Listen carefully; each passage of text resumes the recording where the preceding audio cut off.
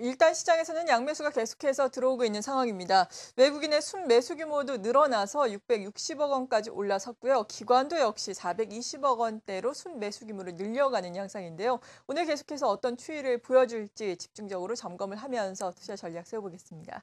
SK증권 영업부 PIB 센터의 김우식 차장입니다. 안녕하세요. 네, 안녕하십니까. 네, 매주 월요일 이 시간에는 이번 주의 일정과 함께 수급의 포인트 짚어주시는데 오늘은 먼저 어떤 포인트로 말씀해 주시겠어요? 예, 지난주부터 이제 실적 시즌이 본격화됐고요. 또 이번 주부터 해서는 또 휴가 시즌입니다. 오늘 수급 포인트는 휴가 시즌으로 한번 말씀을 드리겠는데 또 이게 무슨 소린가 하실 건데 얇아진 수급을 말씀드리는 거죠. 지난주부터 해서 이제 본격적인 실적 시즌에 들어갔고 또 우리 증시는 이번 주에 가장 중요한 기업들의 실적이 발표가 됩니다. 거기다 이제 버냉키 의장 그리고 아베 총리의 이벤트 같은 경우도 이제 뭐 재료 노출된 재료 그렇게 봐서 이번 주 같은 경우는 큰 이슈가 없는 단계죠. 다만 그 지수도 그렇고요. 종목의 움직임도 장중에 또 뜬구름같이 또 뭐 급등락의 어떤 가능성은 여전합니다. 왜냐하면 장에 대해서 지금 이 시장에 대해서 시장 방향에 대해서 자신 있는 수급 주체가 그렇게 많지가 않죠. 또 관망성 상당히 많고 특히나 이번 주 같은 경우는 또 본격적인 휴가 시즌이 나오기 때문에 수급이 여전히 얇다는 겁니다. 그렇기 때문에 호재에 순간적으로 강하게 반응이 나오고 악재에도 순간적으로 또 강한 하락이 나올 수 있는 어떤 그런 장세가 지속될 가능성이 높은 거죠. 일전에 한번 말씀드렸던 뭐 조울증 장세라고 말씀드렸는데 그럴 수 있습니다. 일단 이번 주 일정을 좀 보시면서 좀 말씀을 좀 드리겠는데요. 앞서 이제 말씀드렸다시피 어떤 큰 이슈 같은 경우는 많이 이제 사라졌죠. 그런 측면에서 본다 그러면 이번 주에 경제 지표 쪽을 보시면은 경제 지표, 뭐 주택 지표 관련해서 미국 쪽에 많이 나오게 되겠고요. 매번 나오는 것들인데 특히나 이제 수요일 보시면 중국의 7월 HSBC에서 발표되는 제조업 PMI가 발표됩니다. 중국 지표는 우리에게 항상 중요하죠. 그래서 예비치가 발표가 되겠고요. 자, 이게 가장 중요하지 않을까 그렇게 봐야 되겠고, 자, 이 정도를 제외한다 그러면은 일정상으로 본다 그러면은 실적 발표가 거의 다 알아보면 되겠죠. 굉장히 많습니다. 보시면 가장 중요한 실적 발표가 미국의 화요일 애플 현재 시각이죠. 자, 애플의 실적 발표가 중요하겠고 우리 입장에서 본다 그러면은 삼성전자는 이미 잠정치 발표했으니까 현대차와 SK 하이닉스가 중요하지 않겠습니까? 자, 이 정도가 어떻게 잘 나오느냐, 자, 선반영 돼 있느냐 안 돼 있느냐 이게 중요하겠고 특히나 약간 마이너스적인 요인으로 본다 그러면은 건설주의 실적 발표가 이어집니다. 화요일부터 해서 대림산업, 대우건설, 삼성물산, GS건설, 현대건설 등등이 나오는데 자, 이들 실적에 대한 시장의 평가, 자, 그게 어떻게 나오는가 선반영돼 있기 때문에 문제 없다. 자, 그렇게 나올지 더 문제다 그렇게 볼지 이게 아마 시장을 또 판가름하는 중요한 변수가 될 것 같습니다.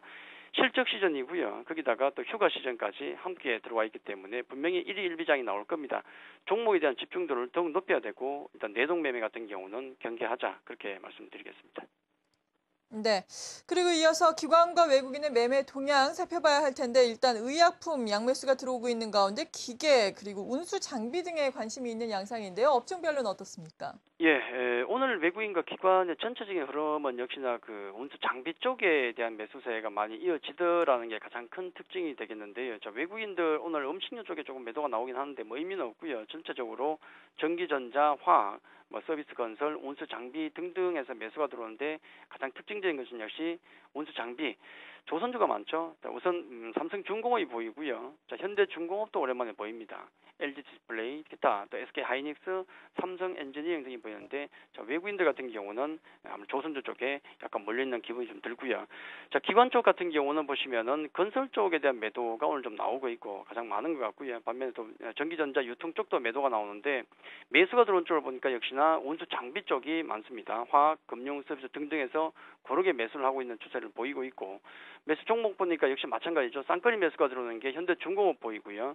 삼성중공업, 대우조선 해양 같은 종목이 보이고 또 LG 디스플레이, 롯데케미칼이 들어오는데 역시나 지난주도 그렇고 외국인과 기관들 같은 경우는 선별적으로 낙폭 과대주에 대한 순환매가 계속 조금씩 돌고 있는 것이 아닌가 그렇게 정리를 해드리겠습니다.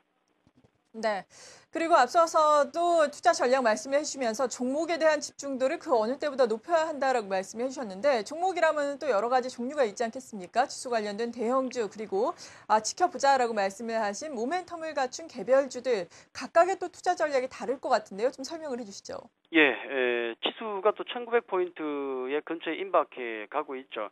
자, 이게 돌파가 돼서 안착이 될지 아니면은 다시 미끌어 내려올지는 이걸 보시고 나서 대응하는 게 맞겠죠. 이건 좀 지켜봐야 되겠고, 일단은 바닥 다지 국면 1770에서 1900포인트 정도를 보는 겁니다. 외국인 매수가 계속 이어지면서 1900포인트에 안착이 나온다면은 조금의 전략은 바꿀 필요가 있겠죠. 자, 그 전까지는 바닥 다지기 국면이다, 그렇게 보시는 게 좋을 것 같고요. 대형주는 여전히 박스권 대응 정도로 보는 게 좋습니다. 일반적인 대형주는 박스권 대응을 하시고, 실적 우량 개별주 같은 경우는 중기 투자를 계속 말씀을 드리고 있는데, 개별주, 실적이 좋은 개별주에 대한 어떤 관심도를 좀 더 높이는 게 좋겠다. 이건 박스권하고는 관계 없거든요. 지속적으로 보는 게 좋을 것 같고, 수급 토픽주 같은 경우는 제가 지난주에 계속 말씀드릴 때 트렌드 관련주도 계속 말씀드렸지 않습니까? 그 중에 하나가 오늘 특징적인 종목이 있고 매도가 많이 나오기 때문에 AS만 좀 드리고 마치도록 하겠는데요. 자, 대우인터내셔널 같은 종목이 제가 트렌드 종목 6개 중에서 한 가지로 말씀드렸고 7월에 많이 말씀드렸는데, 오늘 갭으로 뜨면서 기관 매도가 나오고 있는데 어떻게 대응을 해야 되느냐, 요것만 AS를 좀 드리겠습니다. 기관 매도가 나오는 것은 사실은 왜 매도가 나올까? 예전에 삐쳤기 때문입니다. 대우인터내셔널 같은 경우가 사고를 한번 쳤었죠. 미얀마 가스를 다른 곳에 넘길 수도 있다, 이런 말도 안 되는 소리를 했었기 때문에 그에 대한 매도가 지금도 나오고 있고, 이것을 극복하는 단계다, 그렇게 보시면 됩니다.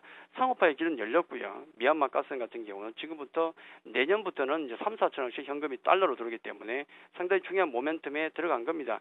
신뢰 회복의 길을 들어갔죠. 기관 매도세가 점진적으로 줄어들게 되면은 좀 더 좋은 주가의 모양이 나올 것이다. 조금 눌릴 때 계속 관심을 가져셔도 되겠다, 그렇게만 말씀을 좀 드리겠습니다.